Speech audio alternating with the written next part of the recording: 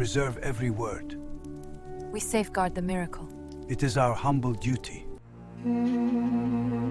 For 1400 years, linguists, historians, and critics have tried to find a single flaw in this language.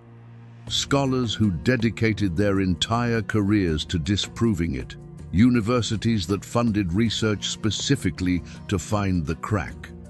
The greatest minds the ancient world produced, who heard it in their own language, at the peak of their own eloquence, and went silent. None of them found it.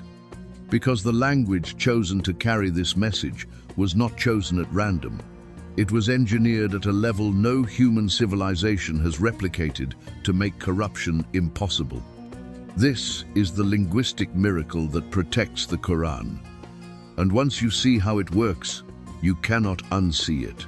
Let us start with what every other civilization's language did.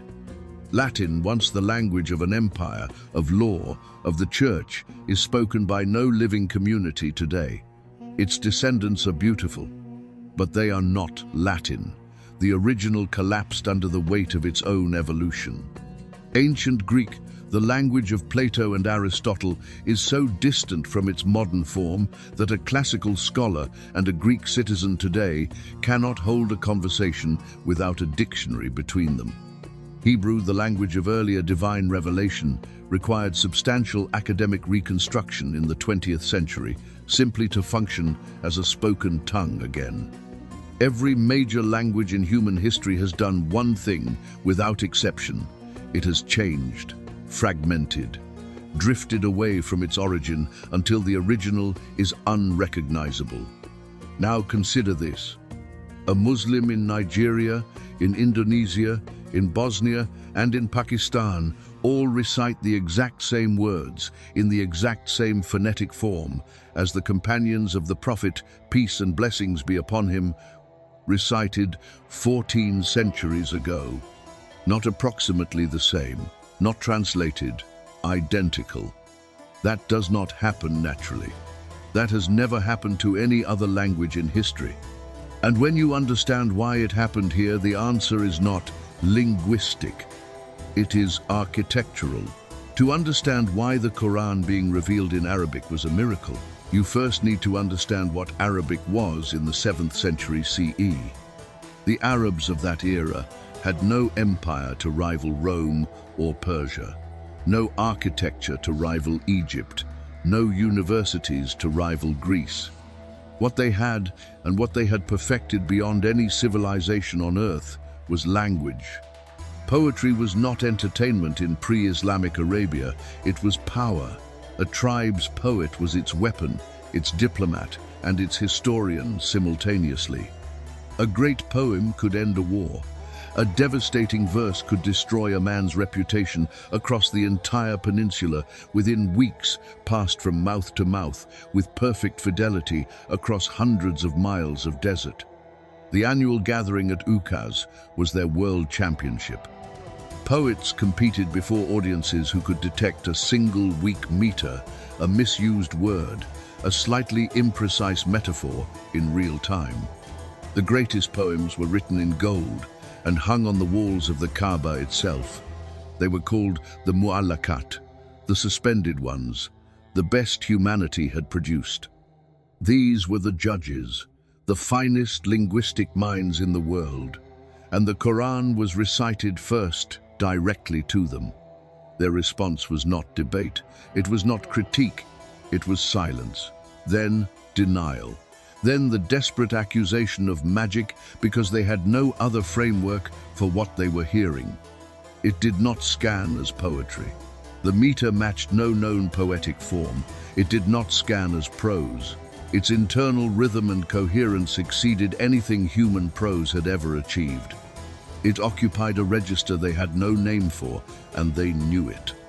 And if you are in doubt about what we have sent down upon our servant, then produce a surah the like thereof, and call upon your witnesses other than Allah, if you should be truthful. Surah Al-Baqarah 2:23. The divine dare, issued to the greatest linguists in the world, in their own language, at the absolute peak of their eloquence. 14 centuries later, with every tool modern linguistics, computational analysis, and literary theory can bring to bear, the challenge remains unanswered. Not even close to answered. Here is where the impossibility stops being poetic and becomes structural. Every word in the Arabic language descends from a three-letter root, just 3 letters. And from those 3 letters, an entire semantic universe branches outward with mathematical consistency. Take the root KTB. From these 3 letters, kataba, he wrote, kitab, a book, maktaba, a library, maktub, something written or destiny, katib, a scribe, all from the same 3-letter origin, all traceable, all connected. In English, if a word falls out of use, it simply disappears, severed, with no structural connection to anchor it. In Arabic, every word carries its own etymology inside it. The root is always visible, always traceable. A word cannot drift semantically without its root drifting, and the root is held in place by every other word in its family. This means, change one word in the Quran, and it does not merely sound wrong to an Arabic ear. It breaks. The root betrays the substitution immediately. The meter collapses. The semantic network rejects the foreign element like a body rejecting an incompatible organ. Indeed, it is we who sent down the Quran, and indeed, we will be its guardian. Surah Al-Hijr, 15-9. Divine preservation was not enacted despite the nature of Arabic. It was enacted through it. The language is part of the mechanism. And then there is the oral dimension, which is where this system becomes truly impossible to dismiss. Every Muslim who memorized the Quran became a living node in a global, distributed preservation network. A written manuscript can be altered, burned, forged, or mistranscribed quietly. A text memorized by millions across dozens of countries and centuries simultaneously, independently, verifiably cannot be changed without immediate, universal detection. The rules of tajweed, the precise science of Quranic recitation, codify exact pronunciation in an unbroken chain of transmission from the Prophet, peace and blessings be upon him, to his companions, to the present day. Every elongation, every stop, every exact shape of every letter in the mouth.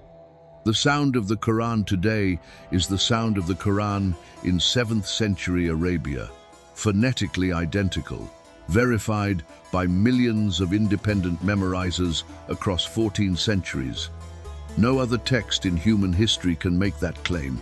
Not the Bible, not the Torah, not the Vedas, not any document ever produced by any civilization. That is not the natural behavior of a human language. That is the behavior of something being held in place by a force that natural linguistic processes cannot account for. Every single day, 5 times a day, over 1 billion human beings from more than 100 nations open their prayers in the same language. Not their native language, not the language of their government, not the language of their education, or their street, or their childhood. The language of their Lord. This is what no other sacred language has achieved in human history. The Arabic of the Quran does not merely transmit a message. It creates a unified identity that transcends every human boundary of race, nationality, class, and century simultaneously, in real time, across every continent on Earth. And now consider what the 21st century has just discovered about this. In the age of artificial intelligence and computational linguistics, researchers have begun to identify something remarkable about classical Arabic as a structured data set, the root-based system. The precise morphological rules, the absence of semantic ambiguity in its classical form. These are not just beautiful features of an elegant language. They are the properties of a language ideally optimized for computational analysis, for logical processing, for information integrity, for the kind of structured precision that modern AI systems require and that human languages almost never provide. 1400 years before the concept of data integrity existed, before computers, before linguistics as a formal discipline, before any human being had conceptualized what a perfectly structured language would need to look like. The vessel chosen for the final revelation was already built to those exact specifications. Indeed, we have made it an Arabic Quran that you might understand. Surah Az-Zukhruf 43-3, that you might understand, not merely the 7th century, every century, with the tools of every era, with the questions of every generation. The message is fixed. The depth of what it yields is still opening. The choice of Arabic was not geographical convenience. It was not cultural favoritism toward one people over another. It was the selection of the only human language with the structural properties. The root architecture, the phonetic stability, the semantic precision, the oral distribution network to serve as a permanent, incorruptible, globally unified vessel for a message that was never meant to have an expiry date. And the proof is not theological. The proof is historical, linguistic, mathematical, computational.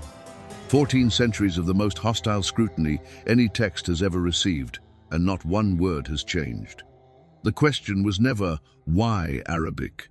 The question, once you truly understand what Arabic is how you hear the Quran the same way again after knowing this. The Arabic language is the vault, but the Quran inside that vault carries its own separate layer of impossibility patterns, embedded not just in meaning, but in the mathematical count of its letters, words, and surahs, patterns that no 7th century human being could have constructed deliberately. Mathematicians and computer scientists have been staring at those numbers for decades, and the deeper they look, the more uncomfortable the implications become. That is next. If this changed how you see what you recite every day, share it with someone who needs to see it too. The Ummah that understands what it holds is more powerful than the Ummah that simply holds it. And if you want to go deeper, you know where to find us.